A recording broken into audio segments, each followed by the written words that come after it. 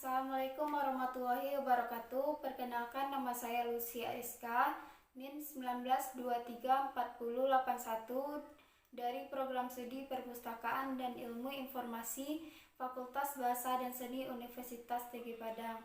Baiklah, tujuan dari pembuatan video kali ini yaitu untuk memenuhi tugas kehumasan perpustakaan dengan dosen pengampu Ibu Desrieni Esas Emikom. Baiklah, pada video kali ini saya akan menjelaskan mengenai media humas perpustakaan. Baiklah, media humas adalah segala bentuk media yang digunakan dalam praktek kehumasan dengan tujuan publikasi produk.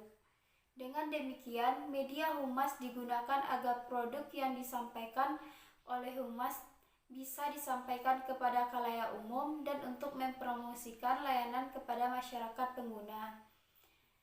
Adapun macam-macam media promosi humas yaitu yang pertama promosi media cetak, yang kedua promosi media elektronik, yang ketiga promosi media internet, yang keempat promosi media produk.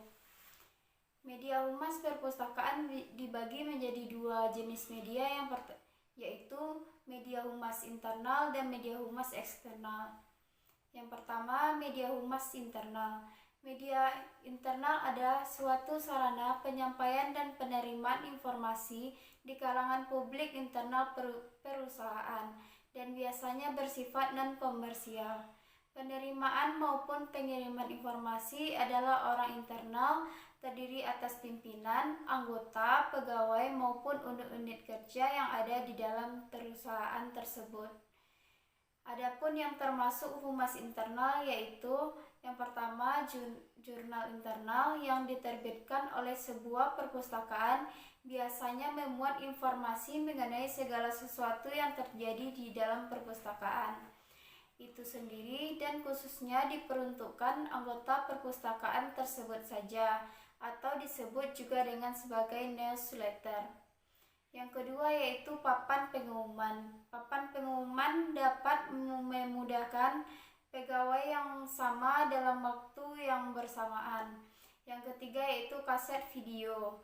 Media ini menghadirkan komunikasi tatap muka secara artifisial, seolah-olah yang ditonton dapat saling berkomunikasi secara langsung yang berpotensial besar untuk menumbuhkan pemahaman yang lebih baik antara pihak manajemen terhadap pegawai. Selanjutnya stasiun radio sendiri. Media ini untuk menghubungkan antara atasan dan bawahan dengan memasang sejumlah pengeras suara di atas setiap mesin yang mampu menyiarkan program-program radio yang dibuat sendiri oleh perusahaan. Selanjutnya jaringan telepon internal. Jaringan telepon internal adalah media untuk menyampaikan gagasan pegawai sebagai hal melalui telepon. Yang selanjutnya yaitu kotak saran. Kotak saran adalah untuk menampung keluhan dan saran para anggota karyawan sehingga bisa diketahui apa kelebihan dan apa kekurangan yang ada pada perusahaan tersebut. Selanjutnya siaran umum. Suatu media untuk menyampaikan pesan-pesan pihak manajemen kepada segenap pegawai dengan menggunakan suara. Selanjutnya yaitu obrolan langsung. Salah satu cara yang paling efektif untuk memperlihatkan sikap terbuka pihak manajemen dengan melakukan pembicaraan tatap muka secara pribadi dan langsung. Selanjutnya dewan kerja.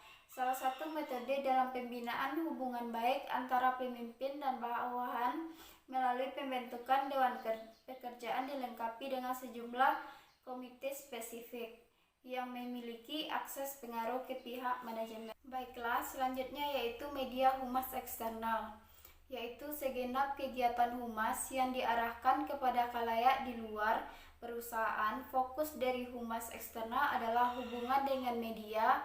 Media eksternal sangat berpengaruh besar bagi publisitas suatu organisasi yang bersangkutan. Adapun jenis-jenis media humas eksternal yaitu yang pertama jurnal eksternal. adalah jurnal yang diterbitkan oleh perusahaan, tetapi jurnal ini dapat diakses, dilihat khalayak umum. Jurnal eksternal berisi tulisan-tulisan para akademisi, peneliti, dan ilmuwan yang ingin mempublikasikan tulisannya pada jurnal perpustakaan. Dengan adanya jurnal eksternal, sebuah perpustakaan juga dapat mempromosikan perpustakaannya karena pada logo jurnal yang diterbitkan akan logo perpustakaan dan nama jurnal dari perpustakaan tersebut. Selanjutnya, literatur edukatif. Beberapa dari literatur penjualan literatur edukatif adalah semua bahan cetak yang dibuat untuk menjelaskan atau mendorong digunakannya suatu produk atau sebuah layanan atau berbagai manfaat dan nilai dari produk. Yang selanjutnya, terbitan khusus perpustakaan. Terbitan khusus yang diterbitkan oleh perpustakaan dimaksud sebagai alat promosi. Di antara bentuk terbitan khusus dapat berupa buku panduan perpustakaan seperti bloket.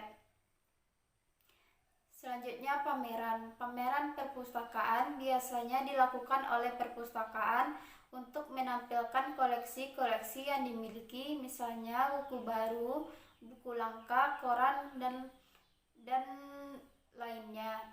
Tujuan pameran ini dilakukan adalah salah satunya untuk humas, untuk menarik perhatian masyarakat agar mau datang ke perpustakaan dan mau mencari dan menggali informasi yang dicari di perpustakaan.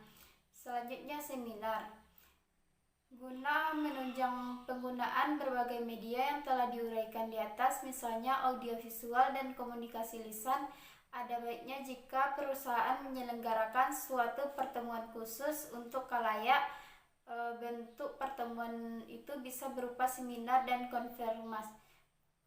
konfirmasi.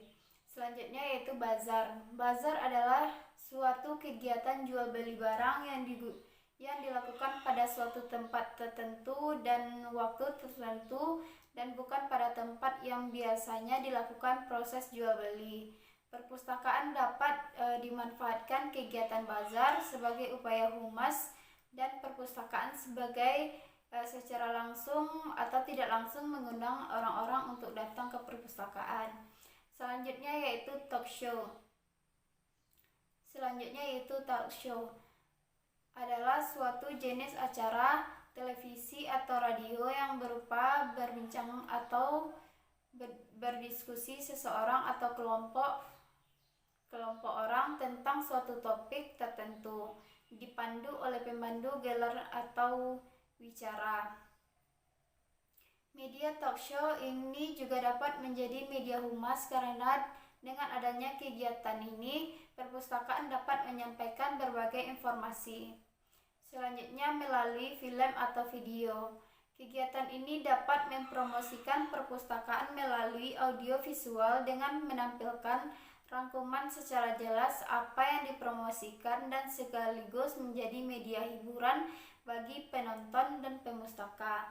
Baiklah, hanya itu yang dapat saya sampaikan. Bila terdapat kesalahan, saya mohon maaf. Wassalamualaikum warahmatullahi wabarakatuh.